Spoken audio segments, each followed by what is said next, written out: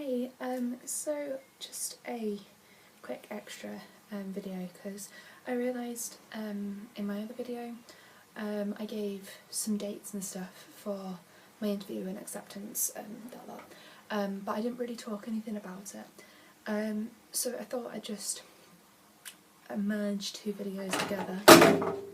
Just drop my strings on the floor.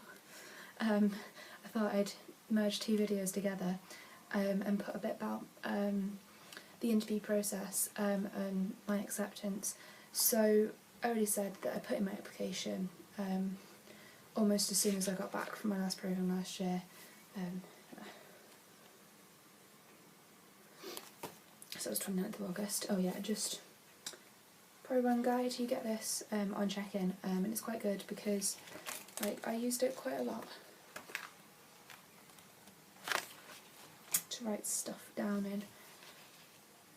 So yeah, 29th of August is when I put my application in. Yeah, so and then on the 4th of October was when I received my first email for my first interview, and I literally had 24 hours to confirm whether I was going or not, so I put in there, confirm attendance, which obviously I did straight away anyway, and the interview was the following Tuesday, so I didn't have a lot of time really to kind of prepare anything, but there's not really much that you can prepare. I mean, I actually remember a lot more from bits of interviews. I can't actually remember the whole of either of my interviews that I had. My first one, I don't remember a lot about it. I mean, you'll see on my blog when I kind of talk about my interview process. My first interview I was very, very lucky to get because I didn't realise I had to be at uni in a presentation to put my name down for an interview. So as I came out of a presentation for work-based learning in the next room, and I came out and I actually saw somebody from Disney Recruiting and asked them about it, and they actually said that I'd missed the presentation. So I had to like wait around outside the interview room and see if I could speak to somebody. And somebody from Yummy Jobs, which was the company that we had to go through, said that I was welcome just to go in to that interview there and then. So within about kind of half an hour of waiting, I'd gone from not being prepared to having to prepare in about 5 seconds. And quite a lot of people as well had gone in like professional attire, they'd gone home and got changed, they brought a lot of paperwork with them, and I was in kind of this sort of style clothing, which isn't really appropriate for an interview, but I was completely unaware that I was even going to have one. I was hoping to speak to somebody and kind of come back at kind of like 5 o'clock later on in the day, and people had brought CVs with them, cover letters, all sorts of things with them, and I had none of that. So I was quite lucky really. I spoke to a woman there, she said just to send across, email across all the documentation that I needed, so my CV, and just to fill in a form there and then. So I was quite lucky from that one. The questions that we got asked, from the first one of what I can remember, we got asked kind of what company you'd like to own and why. Obviously people went for the generic like Apple, Walt Disney World. Try, if you want to answer that question, try and think of something a bit more creative. I mean, it doesn't have to be the biggest company in the world. You could say, you know, you want to own, I mean, for me personally, I'd say Charm City Cakes, which is Duff Goldman's cake company. That's a brilliant company, brilliant organisation, but you just need to have a good answer to back up, and the more creative the better. I mean, if you say a company that they've never heard of, as long as you can give a reason, it doesn't matter. Yeah, they're just looking to see that you're kind of creative, and you've got some initiative, and you're not just going to sit there and not answer any questions whatsoever. We also got asked what Disney character we're most like, and why. And I thought that this would be an appropriate point to say Russell from Up, and I was like, because I like a good adventure, and I like the wild, and I also said because I do a really good impression of him and continued to do The Wilderness Must Be Explored with the hand movements and everything, and it's safe to say that everyone in that interview laughed at me, and I thought from that moment on that I hadn't got it because I'd been stupid, but it worked out fine and I got my second interview. So impersonations of characters obviously works. The interview that I had this year for my first interview, we got asked what our top 2 roles would be, why you want to work for the Walt Disney Company. Obviously don't go for the generic, it's the biggest company in the world, you want it on your CV, try and think of everything, something a bit more creative. I obviously used the example of the fact that I'd done the college programme before. I'd had a good experience with the programme, but now I wanted something in a role that was a bit more linked to what I wanted to do in the future, in terms of career prospects. So because I wanted to go into drama teaching, I wanted something in entertainment. And being a big entertainment company, that was something that I wanted to pursue. So yeah, if you've got anything like that, use it. I'm trying to think what else we got asked. Obviously they go through the generic, do you have any tattoos, body piercings? Don't lie about it, it doesn't matter. I've got 2 piercings here and I've got my cartilage done as well. All they're bothered about is that you can take them out. That's fine. Tattoos, all they want to know it's for is because they need to make sure that you get a costume that covers your tattoo. So if say you've got one on your shoulder, they'll make sure you've got longer sleeves. If you've got one on the top of your legs, they'll make sure you've been wearing shorts. If you want one on your ankle, they'll make sure you're in trousers. So it doesn't matter, it's not going to go against you, it's not going to penalise you for having a tattoo. You also get asked, can't think of anything else. Yeah, it's just generic interview questions really, so you don't really need to prepare, you just need to go in and be yourself.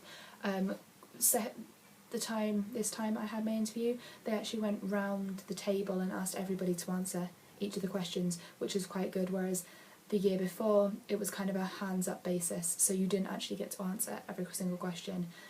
So you needed to make sure on the questions that you knew had a really good answer, that you definitely could get your answer in. So I don't know really which one's best, because I mean the one this year was a bit nerve-wracking because you might not have had an answer for a question and you had to kind of make something up, which sometimes didn't sound as good. But the questions really aren't that hard, so that's fine.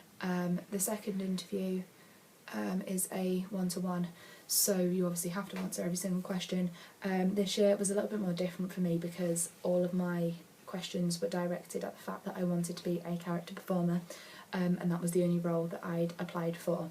So if I hadn't been accepted as a character performer, I wouldn't be on the college programme again. Advice for that really is it's not something that I particularly say to everybody. If there's really one role you want, just take that and go for it, because it's really dependent on how much you want to be on the programme to start off with. I'd already done one and I did it in housekeeping.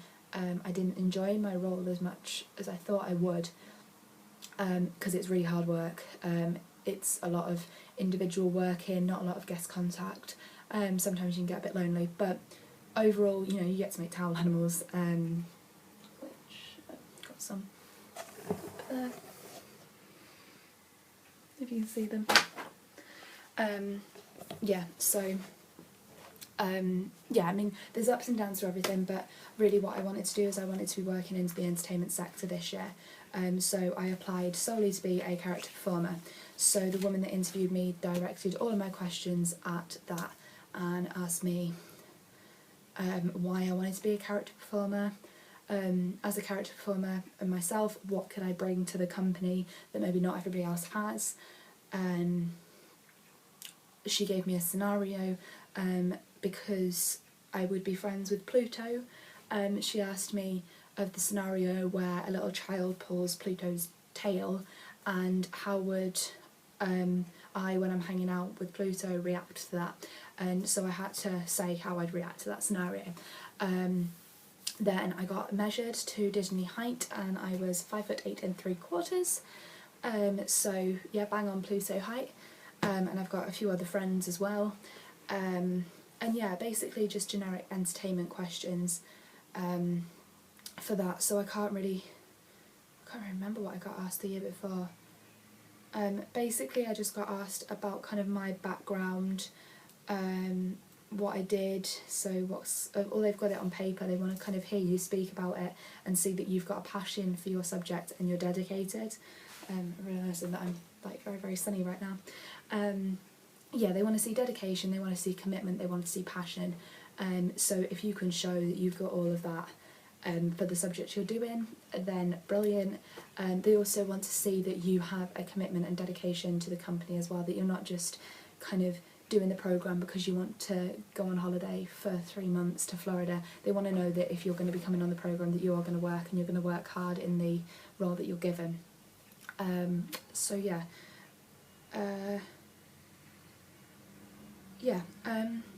So that was first and second interview, and then what we have now. So then my actual acceptance email came through on the 2nd of November, which would have been almost exactly a month from my first interview. So I really didn't have that long to wait. But I remember I was actually sat down in the study downstairs, and I was actually at home for, I think it was for the weekend. I'd come home, or no, it was my personal development week at uni. So I'd come home for the week, and I was sat in the study doing some work, and I had to check my emails because I needed to print something off that was on my emails, and there it was, sat there saying congratulations, Walt Disney World recruiting. So I clicked on it, and I had to read the email like 3 or 4 times just to make sure that, you know, I hadn't been accepted but still been given another role, even though I emphasised that I only wanted to be a character. But no, yeah, I'd got character performer for Walt Disney World College Programme 2013 summer, 10th of June to 16th of August. And all I kept doing was just looking at your role as character performer. And I just kept checking it, and I literally just froze with excitement.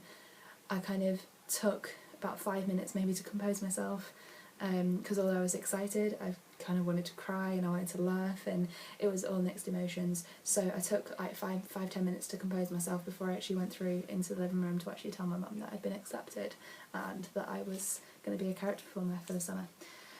So yeah, that's basically my interview process acceptance stuff. I'm actually going to add this on to a video that I made earlier, so kind of maybe a different scenery because I can't remember where I recorded it. Actually I think I recorded it over by my desk. But yeah, so that'll be added on, and that's just a few things that I've bought so far for the programme. But for now, that will be all. Hello again. This is just a little quick update really on some of the things that I've bought that I had on my packing list that I didn't already own, and then some extra like little things that I've bought that I've seen. So the most important thing, some people like to get theirs when they're actually out in America, but I bought a SIM card for my phone. I've got an iPhone, so I've got that unlocked through Vodafone. That wasn't an issue, which means I can now use this. I actually got this off eBay for about £3. It is a monthly contract phone, but you just pay it, and then it rolls over, and then you pay it again, and that'll last a month. But if you don't pay it, you don't have the contract for a month. And I think it works out about $35 a month. Actually, no, it might be 40. And you get unlimited texts and calls from within the US, so any of your friends that you make when you're over on the college programme, you can text and ring them to find out what parks they're in. You also get internet on that, and you get texts international as well, which means you can text home, so your family know that you're safe. Another thing that I have bought is a memory card for my camera, because I'm planning on taking a lot of photos. Last year I took over to like 2,000. So yeah, I got a bigger memory card. I also received in the post this morning, nice little crop top, it's quite thin, and American themed as well. But yeah, clothes are quite a big thing. Like last year I ended up taking the wrong type of clothes, thinking that I'd be colder than what I was. So this year I know to stay safe with this. And I also got this in the post this morning. Because material bags, they're quite useful, especially on your first trip to Walmart. You will find that using carrier bags, your hands will hurt, especially if you're buying like juice, anything really that's heavy, so cans of things, frozen items. I actually took my backpack with me last year, thinking that that would kind of be enough to carry the heavier items, but even then using everything else in carrier bags, it was still too much, like walking back from the bus stop, and I lived at Vesta, so the apartment wasn't that far from the bus station, but it still felt like I was walking forever. So I know this year to take more material bags that I can kind of put over my shoulder as well as my backpack. So that's a little bit of advice, really. But apart from that, I'm thinking my next video might either be a bucket list or packing list. So either way, if people let me know which one that they prefer to hear about, and I will get going on that one. So